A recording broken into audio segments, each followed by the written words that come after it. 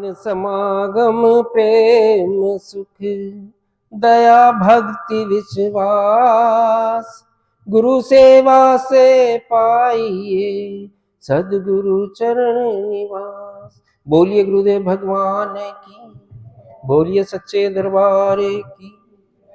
गुरुदेव भगवान कहते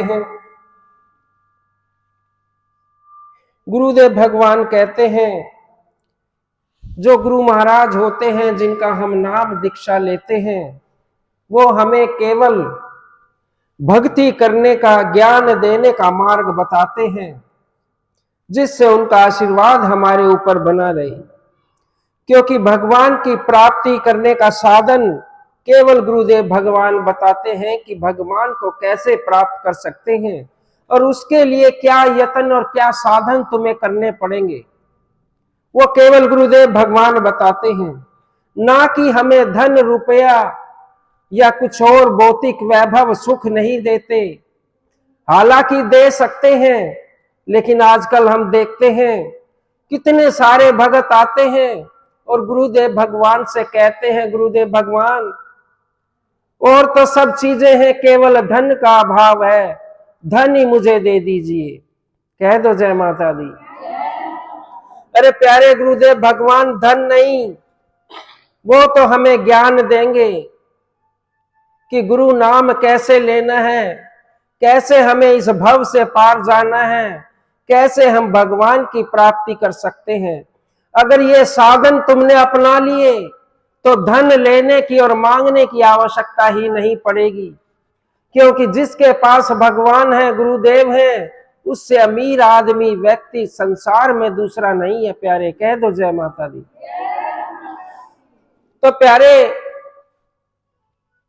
केवल सेवा एक साधन है जिससे हम गुरुदेव भगवान को पा सकते हैं, माता रानी को पा सकते हैं। सेवा से बड़ा कोई साधन नहीं, सेवा से ही भक्ति मिलती है, क्योंकि हमारे संस्कार बन जाते हैं भक्ति के।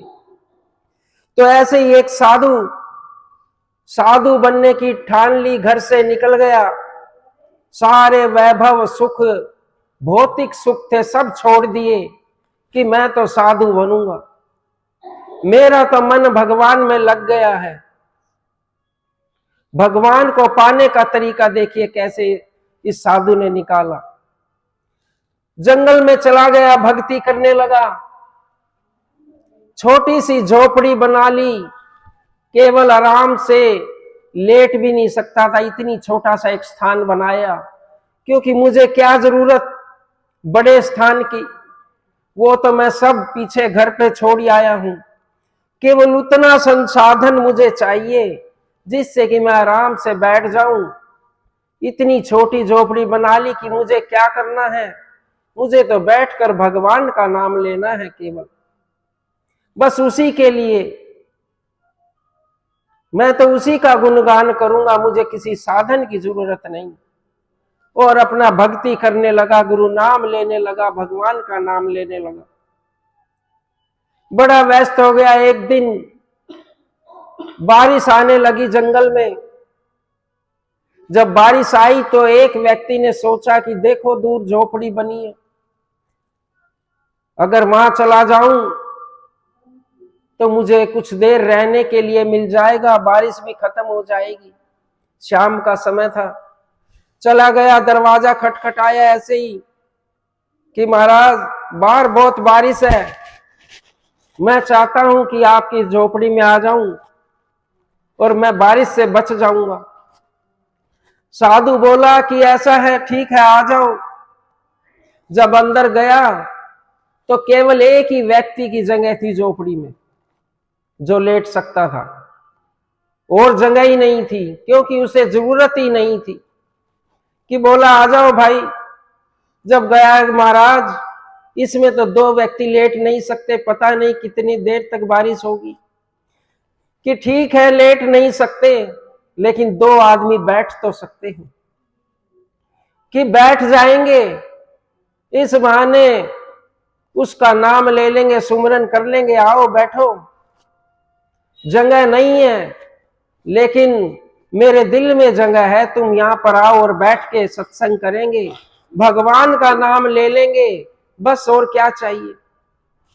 दोनों बैठ गए। पहले महाराज जी लेटे हुए थे, एक व्यक्ति आया तो बैठ गए। इतनी देर में दूसरा व्यक्ति आया।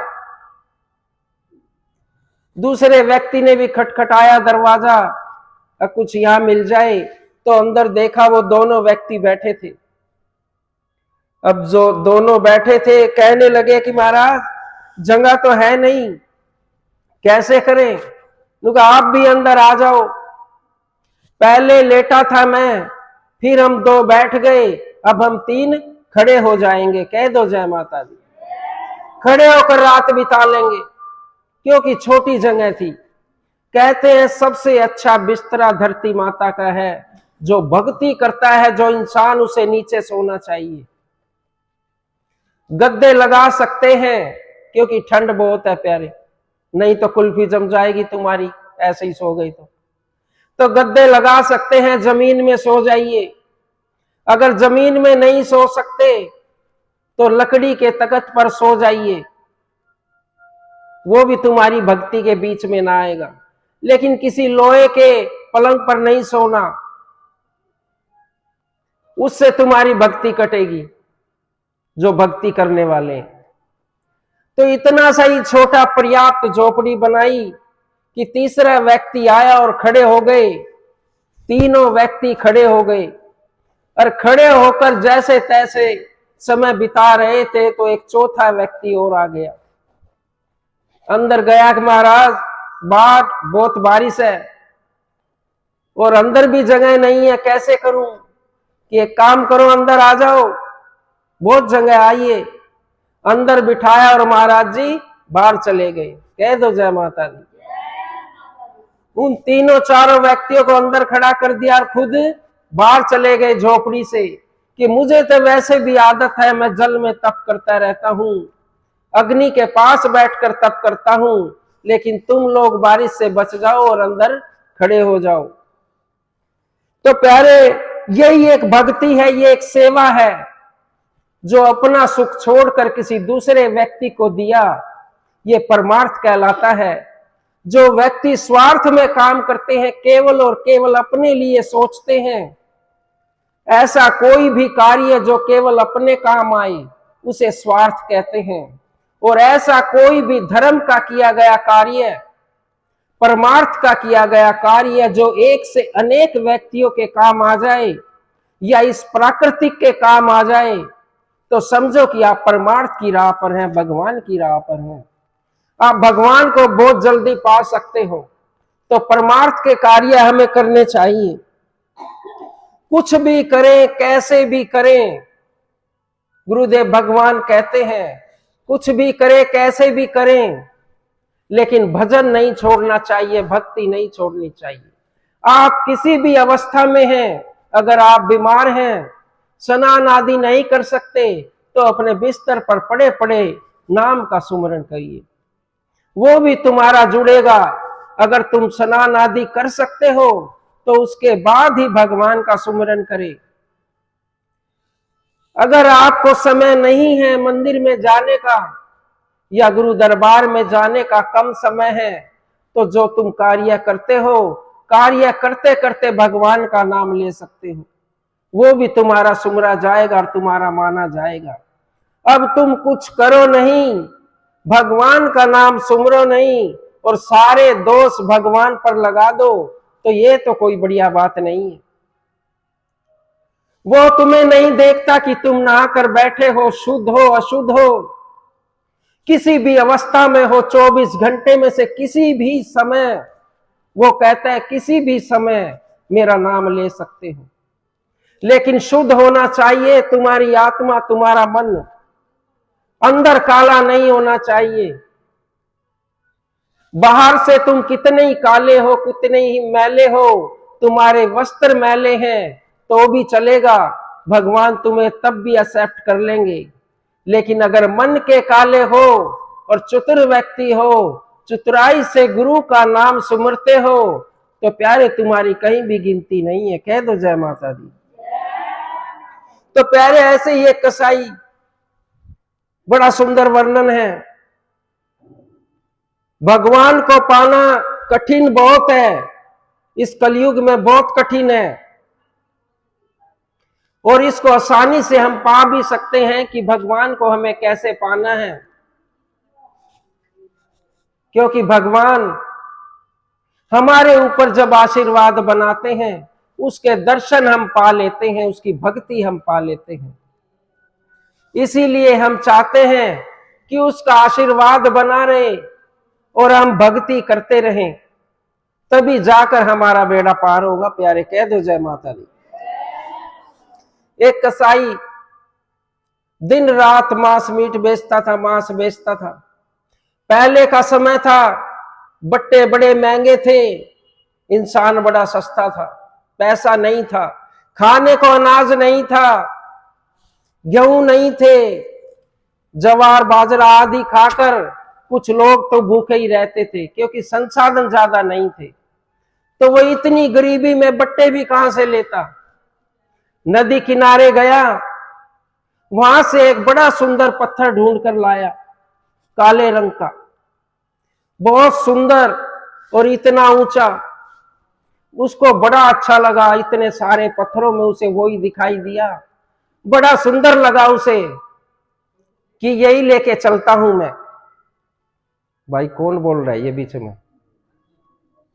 बाहर कर दो ना उसका, कौन बात कर रहा है?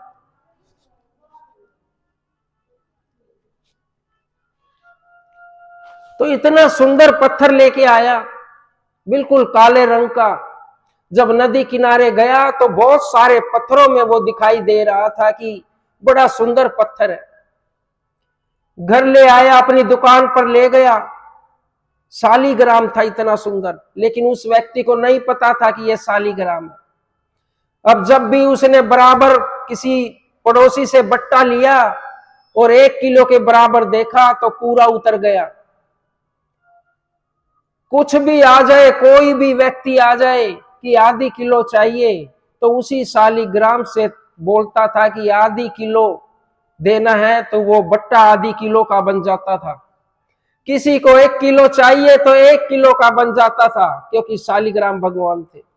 किसी को 5 किलो चाहिए तो 5 किलो का वो बट्टा बन जाता था, पूरा तोलता था, कभी कम नहीं तोला, कभी ज्यादा नहीं तोला। हर बारी हर ग्राहक के अनुसार उसको पूरा तोल दे दिया, बट्टा एक, लेकिन हर बारी तोल अलग अलग। कह दो जय माता दी प्यारे। तो प्यारे इतना सुंदर देखा, और वो कसाई भी है ना, थोड़ा भगवान का नाम लेता था। अब भगवान का नाम ले और जो भी व्यक्ति आ जाए और उसी को तोल दे, और जितना वो व्यक्ति बोले उतना ही तुल जाए। रोज सुबह दुकान खोले, पूरे में पानी मारे, उस बट्टे को भी नहलाए और सारा साफ सुथरा सामान करके रखे, और रोज पूरा दिन कार्य करे। एक दिन वहां से साधु गुजर रहा था। साधु ने देखा, मुंह पर रुमाल रखा, दूर नजर गई कि मांस की दुकान में शालीग्राम, ये तो कोई व्यक्ति कोई दूसरे धर्म का लगता है, क्योंकि ये तो हमारे भगवान है, सनातन धर्म के भगवान है, हिंदुओं के भगवान है, और इससे क्या तोल रहे हैं मांस। अंदर गया मुंह पर कपड़ा बांधकर, और वो बट्टा उठाया, कहा कि ये तुम्हें कहां मिला? मुझे तो ये ऐसे ऐसे मिला है उधर नदी किनारे, लेकिन ये शालीग्राम है, साक्षात भगवान का रूप, और तुम इसे मांस तोल रहे हो, तुम बहुत गलत कार्य कर रहे हो, नरक में जाओगे एक दिन, जो भगवान से तुम ऐसा कार्य करवा रहे हो। उस कसाई ने हाथ जोड़े कि नहीं नहीं, ये पत्थर मैं ढूंढ के लाया था, ये बड़ा चमत्कारी पत्थर है, मुझे नहीं पता भगवान है। ये ऐसा चमत्कारी पत्थर है जिसको मैं जो बोलता हूं, जितना बोलता हूं उतना ही तोल के दे देता है। पत्थर एक है, लेकिन हर बारी अलग अलग बोलता हूं तो अलग अलग तोल कर दे देता है। इसका तुला समान कभी गलत नहीं मिला, ये पत्थर मुझे दे दो। हो सकता है तुम्हारे लिए भगवान है, लेकिन ये मैं भी इसे बहुत प्रेम करता हूं। मेरी दुकान इसी ने चला रखी है, ये पत्थर मुझे दे दो। लेकिन साधु बोला, नहीं, तुझे पाप लगेगा। शालिग्राम भगवान से तुम मांस तलवा रहे हो, तुम बहुत नीच व्यक्ति हो। कि नहीं नहीं, मैं भी हिंदू हूं, लेकिन क्या करूं, मेरा ऐसा काम है, पशुओं को काटता हूं और बेचता हूं, मेरा घर इसी से चलता है। ले गए लड़ झगड़ कर, साधु संत ने उसको गंगा जल से नहलाया, अपनी झोपड़ी में ऊंचे स्थान पर बिठाया, फल फूल चढ़ाए, अनेक प्रकार के भोग लगाए और रोने लगा उनके सामने। अब भगवान, आपकी भी कैसी माया है, उधर पड़े हो मांस मीट में तोल रहे हो, जहां कोई आम आदमी या भक्ति करने वाला आदमी कोई जाना पसंद नहीं करता, और तुम उधर सारा दिन वहीं पड़े हो, मांस तोल रहे हो, इतनी गंदगी में। भगवान रोने लगा। पता नहीं किस जन्म में भगवान को दोष लग गया कि उसके वहां पर जाकर, उस कसाई के वहां पर जाकर मांस तोलना पड़ रहा है। खूब रोया, खूब भोग लगाए, शुद्ध किया, जल से नहलाया और रात को सो गया। रात को सौपन में भगवान आए कि बोले, साधु तू मेरे से बड़ा प्रेम करता है, बड़ा भक्ति करता है, बहुत अच्छा कार्य किया तूने कि तू उठा के लाया, तूने अपने भगवान के प्रति निष्ठा दिखाई, मेरे 56 भोग लगाए, मेरा हार श्रृंगार फूल श्रृंगार किया, खूब वस्त्र आदि चढ़ाए, लेकिन एक काम कर, मेरा यहां मन नहीं लगा, मुझे सुबह सुबह वहीं पर छोड़ के आना, रात बिता सकता हूं तेरे यहां, लेकिन सुबह मेरे को वहीं पर छोड़ के आना। क्यों भगवान, बताओ, आप तो ऐसे त्रिलोकी नाथ, और आप ऐसे जगह जाओगे जहां पर मांस तुलता है। नहीं नहीं, जब मुझे वो तराजू में चढ़ाता है और तराजू में मैं उधर इधर रिड़कता हूं, घूमता हूं ऐसे, और वो बोलता है 200 ग्राम तोलो, तो मैं 200 ग्राम तोलता हूं, 500 तो 500, और उसके बाद कहकर वो भजन गाता है, वो भजन सुनकर मैं तराजू में इधर उधर रिड़कता हूं, तो भैया मुझे बड़ा आनंद आ रहा, वहीं पर छोड़ के आओ। अब रात बितानी मुश्किल हो गई महाराज को, सारा हार श्रृंगार किया था, सुबह उठा, जल्दी से स्नान आदि किया, शालिग्राम को उठाया और कहां पर चला गया, उसी दुकान पर चला गया, कसाई के पास, कि ये लो भैया, रात को भगवान जी मेरे सपन में आए कि तुमने अच्छा कार्य किया, तुमने मेरी पूजा पाठ की, लेकिन मेरा मन वहीं लग रहा है, उसी दुकान पर मुझे छोड़ के आओ। जब उस कसाई को सारी बात बताई कि भगवान तो तुम्हारे बिना रह नहीं सकते, ऐसा कौन सा कार्य तुमने किया कि भगवान तुम्हारे पास खुद चलकर आ रहे हैं, और मैं दिन रात बाहर घूम रहा हूं भगवान की प्राप्ति के लिए, मेरे पास आए हुए भी वापस चले गए। कह दो जय माता दी कि भैया ऐसा कौन सा कार्य किया तुमने। कि मैंने कुछ नहीं किया महाराज, मैं ये खाता नहीं हूं, मेरा काम है, मैं कोई भी चीज ये यूज नहीं करता हूं, लेकिन जब मैं तोलता हूं तो मैं भगवान का नाम लेता हूं, भजन गा लेता हूं, तो मुझे बड़ा आनंद आता है कि हाँ, भगवान ने बताया था कि तुम भजन गाते हो और तराजू में सारा काम लेते हो, फिर भी भगवान तुम्हारे पास। कह दो जय माता दी। जब उस कसाई ने सोचा कि भगवान मेरे लिए तड़प रहे हैं, साधु संत इनको उठाकर ले गए, फिर सुबह सुबह मेरे पास आ गए, तो भगवान मुझे कितना प्रेम करते होंगे। इसका मतलब यह भगवान मेरे बिना नहीं रह सकता, मेरे पूर्व जन्म का कोई कर्म है, मुझे कितना प्रेम करते हैं। क्या मैं इन भगवान के लिए ये अपना जो बिजनेस धंधा कर रहा हूं इसको बंद कर दूंगा? ऐसा कोई कार्य नहीं करूंगा कि जिससे भी मेरे भगवान को दाग लगे। कह दो जय माता दी। अब जो बेचारा वो कार्य करता था मांस का, वो बंद कर दिया और उसकी जगह पे क्या किया, उसी दुकान की जगह पे मंदिर बना दिया। कह दो जय माता दी। और शालिग्राम भगवान को वहां फिट कर दिया और रोज भगवान से बात करें कि भगवान मेरे लिए तुम तड़पे हो और मेरे लिए मुझसे मिलने के लिए मेरे पास आए हो, और मैं भी तुम्हारे लिए ही तड़पूंगा और तुमसे मिलने के लिए तुम्हारे दरबार पर जरूर आऊंगा। कह दो जय माता दी। ये विचार किया और निकल गया, और जो शालिग्राम भगवान थे अपने थैले में डाल लिए, वहां पर दूसरा पत्थर रख दिया कि चलो इतने कार्यक्रम चलता रहेगा भगवान का, और मिलने के लिए चले गए। भगवान परीक्षाएं लेते हैं, तब जाकर कहीं भगवान मिलते हैं और गुरुजी थोड़ी सी परीक्षा तुम्हारी ले लें, मेरे ख्याल से तो तुम 4 दिन तो खाना नहीं खाओगे। और सब लोगों से, भक्तों से बोलोगे कि गुरुजी ने मुझे ये बोल दिया। क्यों? क्योंकि अभी तक तुम्हारा समय नहीं आया है भगवान को समझने का, और गुरुजी चेष्टा कर रहे हैं तुम्हारे को भगवान के दर्शन कराने के। तो प्यारे कैसे कर लोगे जब तुम्हारा समय ही नहीं आया। कह दो जय माता दी। थैला लिया और चलने लगा भगवान से मिलने के लिए, नारायण भगवान से मिलने के लिए। अब जैसे जाए, सड़क पर जा रहा था पैदल ही, और लोग भी जा रहे थे। अब सब लोग उससे दूर भागे। अब ये तो कसाई का कार्य करता है, बड़ा पापी आदमी है, कितने जानवर मार दिए होंगे इसने, इससे दूर होके चलो।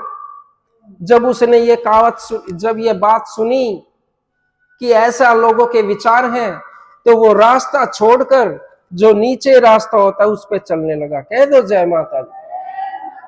रात हो गई, एक जगह बैठ गया घर के सामने। एक चोर आया, धन चुरा कर भाग रहा था, और सारा धन उसके पास छोड़ गया, कसाई के पास। अब जैसे ही कसाई ने वो थैला उठाया कि क्या है, इतने में ही सिपाही आ गए और धन समेत उस कसाई को गिरफ्तार कर लिया। राजा के दरबार में ले गए, महाराज रंगे हाथों चोर पकड़ा है, इसको सजा दो, और पूरा धन इसी के पास से मिला है। हमने रात को इस चोर को पकड़ा है, और वो जा कह रहा था भगवान के दर्शन करने के लिए। भगवान की तस्वीर अपने दिल में बसा रखी थी। देखो कितना पुराना समय था। आज तो हर नगर मोहल्ले में मंदिर है, सब जगह मूर्तियां लगी है। तुम्हें पता है भगवान का स्वरूप कैसे मानना है अपने हृदय में। लेकिन जब पुराने समय में कहीं कहीं मंदिर थे, उनके दर्शन करने के लिए लोग सालों लग जाते थे। तो कैसी प्रतिमा उसने अपने अंदर, अपने हृदय में बनाई होगी भगवान की, अपनी ही प्रतिमा बना ली। राजा के दरबार में गया, राजा ने कहा कि ये चोर है, रंगे हाथों पकड़ा है। हाँ, ये सारा धन भी महाराज इसी से मिला है, पूरा धन इसी के पास है, रात को पकड़ा है तो इसको सजा मिलनी चाहिए। कहते थे पहले चोरी करने वाले को मौत की सजा दे देते थे, ताकि किसी का सामान चोरी ना हो। कसाई गिड़गिड़ाया, बोला कि महाराज एक काम करना, कोई भी सजा देना, लेकिन मैं चोर नहीं हूं, मैं तो भगवान के दर्शन के लिए जा रहा था। अगर तुम्हारा मन मानता है कि मैं चोर हूं, एक काम करना, कोई भी सजा दे देना, लेकिन मृत्यु दंड मत देना। जब राजा ने पूछा कि मृत्यु दंड क्यों ना दिया जाए तुझे, क्योंकि चोर की सजा तो मृत्यु दंड है, कि महाराज मैं नहीं चाहता कि भगवान के दर्शन करे बिना मैं मर जाऊं, मैं एक बारी उसके दर्शन करना चाहता हूं, फिर भले ही मुझे मृत्यु दंड देना, लेकिन आज नहीं, कोई भी सजा दे दो वह मैं ले लूंगा। राजा ने सोचा कि भगवान का नाम लिया है, दर्शन कर लेगा, पाप लगेगा मुझे, तो एक काम करो, इसके दोनों हाथ काट दो ताकि ये चोरी करने लायक ना बचे, दोनों हाथ कट जाएंगे, कभी जीवन में किसी का सामान नहीं उठाएगा। ऐसा विचार किया और दोनों हाथ काट दिए। कसाई सोचने लगा, लगता है मैं प्रभु के दर्शन करने जा रहा हूं और उनके भी हाथ नहीं होंगे। अपने मन में विचार लगाया कि उनके भी हाथ नहीं होंगे, इसीलिए कटवा रहे हैं, और अपने जैसा बना देंगे तब जाके दर्शन देंगे। कह दो जय माता दी। ऐसा विचार करने लगा और बड़ा प्रसन्न हुआ कि मेरे भगवान के हाथ नहीं है और मैं इन हाथों का क्या करूंगा कि राजा साहब काट दो इन हाथों को, जब मैं उनके जैसा बन जाऊंगा तभी तो मुझे दर्शन देंगे भगवान, इससे पहले थोड़ा दे देंगे मुझे। ऐसे विचार आने लगे और बड़ी खुशी से हाथ कटवाए और राजा ने उसको छोड़ दिया। थोड़ी बेचारे ने खुद ही दवाई मल्लम पट्टी की और हाथ बांध लिए और चलने लगा फिर से दर्शन करने के लिए। नगरी में पहुंच जाता है भगवान की। जब नगरी में पहुंचने वाला होता है, मंदिर में से भगवान रात को जो पुजारी लोग थे उनको दिखाई देते और कहते हैं कि ऐसा करना, सुबह एक भगत आएगा, बड़ा वैष्णव भगत है, मेरे दर्शन करने के लिए आ रहा है। नगर के बाहर चले जाना सुबह पालकी लेके और उसको बिठा के आदर पूर्वक मेरे पास लाना, बहुत अच्छा भगत है मेरा। सुबह सुबह पंडितों ने बोला कि ऐसे ऐसे भगवान आए सौपन में और ये बोला है कि सुबह पालकी लेकर जाओ, मेरा भगत आ रहा है नगर की सीमा पे। नगर की सीमा पे गए और आवाज लगाई कि कौन भगत है जो भगवान से मिलने आ रहा है, और जो वैष्णव भगत है, बड़ा भगत है। भैया इतने भगत इकट्ठे हो गए हमारे जैसे तुम्हारे जैसे कि मैं बड़ा भगत हूं, मैं बड़ा भगत हूं। अब वो बेचारा जो कसाई था जिसके हाथ कटे थे वो तो पीछे खड़ा था, क्योंकि वो तो अपने आप को भगत ही नहीं मान रहा था। उसने मन में सोचा आज तो मेरा एक फायदा और हो गया कि आज तो मुझे भगवान ने स्वयं जिसके लिए पालकी भेजी है उस भगत के भी मुझे दर्शन हो जाएंगे, फिर भगवान के दर्शन करूंगा। कह दो जय माता दी। अब बार बार पंडित जी बोले कि बड़ा भगत कौन आ रहा है। हजारों व्यक्ति इकट्ठे हो गए कि मुझे बिठाओ पालकी में, मैं जाऊंगा मिलने, मैं जाऊंगा, मैं बड़ा भगत। सारे पंडित बेचारे कंफ्यूज हो गए, हल नहीं निकला कि पालकी में किसको बिठाना, और वापस लेके भाग गए। भगवान जी फिर आए कि बोले लेके नहीं आए बिठा के। अब भगवान कैसे बिठाएं, आपके भगत तो अनेक हैं और एक पालकी तो क्या 1000 पालकी भी कम पड़ जाएंगी, लेकिन कुछ ये तो बताओ कि उस भगत की पहचान क्या है। पहचान हमें पता नहीं, बिठा के किसको लाएं। कह दो जय माता दी। तो प्यारे कहा भगवान ने उस व्यक्ति के दोनों हाथ नहीं है, उसको बिठा लाओ।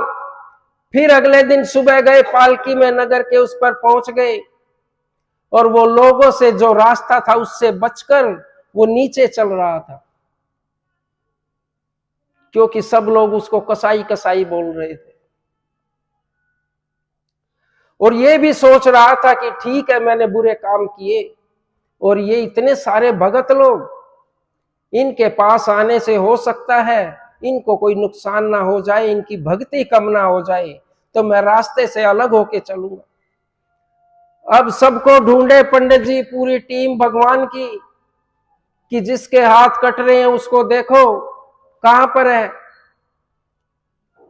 अब वो रास्ते में देखा, उधर रास्ते से नीचे हटकर देखा तो वो चल रहे थे, तो तुरंत पहुंचे उसके पास, पकड़े और हाथ जोड़े, भगवान जी, भगत जी बैठो, आपके लिए भगवान जी ने पालकी भेजी है। और भगवान ने पहचान भी बताई है कि उसके दोनों हाथ नहीं है, बैठ जाओ पालकी में जल्दी से। उसने बेचारे हाथ नहीं थे, ऐसे ही बोला कि नहीं नहीं, मैं पालकी में नहीं बैठ सकता, मैं अशुद्ध हूं, मैं कोई भगत नहीं, मैं तो केवल भगवान के दर्शन करने आ रहा हूं, पालकी में नहीं बैठ सकता। कि एक काम करो, मैं तुम्हारे साथ साथ चल पड़ता हूं, लेकिन बैठूंगा नहीं। अब पालकी भी चल रही और भगत भी उसके साथ साथ चल रहा, क्योंकि वो अपने आप को तो भगत सोच ही नहीं रहा था। कह दो जय माता दी। जब साथ साथ चल रही पालकी और भगत भी साथ साथ चलने लगा, जैसे ही मंदिर में पहुंचा तो साक्षात उसके सामने भगवान नारायण का रूप प्रकट हो गया।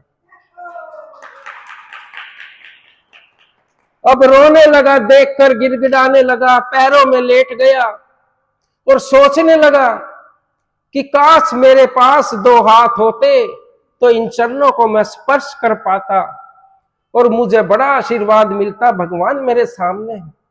ऐसी भावना देखकर भगवान ने दोनों हाथ उसके प्रकट कर दिए। कह दो जय माता दी। और अपने सीने से लगा लिया कि मैं तेरी इंतजार में हूं। भगवान से कहा कि भगवान, मैं कोई अच्छा कार्य करने वाला नहीं था, फिर भी तूने मुझसे प्रेम किया। ऐसा क्या था जो आपने मुझसे प्रेम किया? भगवान ने बताया कि केवल और केवल तेरा सत्संग साथ, जिसे मैं प्रेम करता हूं और जिसको मैं प्रेम करता रहूंगा। तेरे सत्संग से प्रेम किया, तेरे कार्य से मुझे कोई लेना देना नहीं था। कोई भी व्यक्ति सत्संग करता है भगवान का, गुरुदेव का, तो वो भगवान के प्यारे हो जाते हैं, भगवान उनको प्रेम करते हैं, मिल जाते हैं। तो मैं तो तेरे सत्संग का प्रेमी हूं, इसीलिए तेरे पास आ गया हूं। ऐसा क्या कर भगवान अंतर ध्यान हो गए। उस कसाई का नाम सदना कसाई था।